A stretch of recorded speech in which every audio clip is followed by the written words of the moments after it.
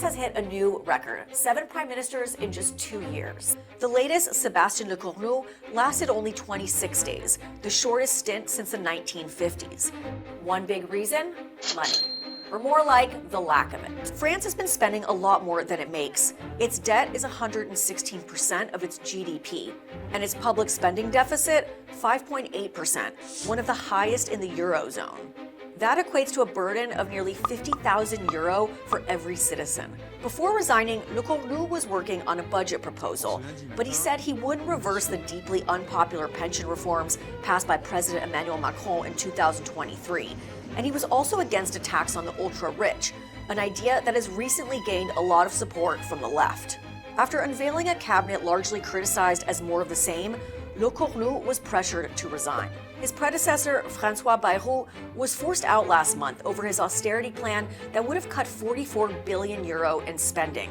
He also toyed with the fun idea of scrapping 2 public holidays. And Bayrou's predecessor, Michel Barnier, was also ousted over proposed budget cuts.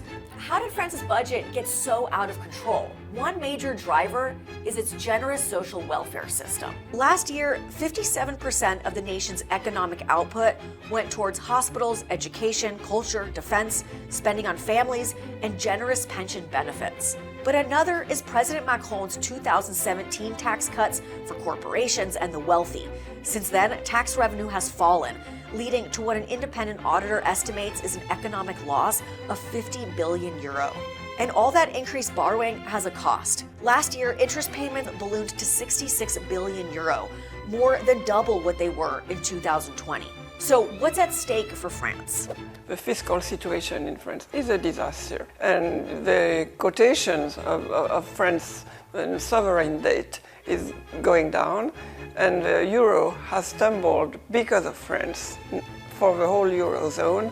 Can Macron's 8th pick for prime minister bring the change France needs? I don't think a prime minister from the left would survive any more than the others. The left is extremely fragmented. So it calls for something that France is very adverse to, which is compromise.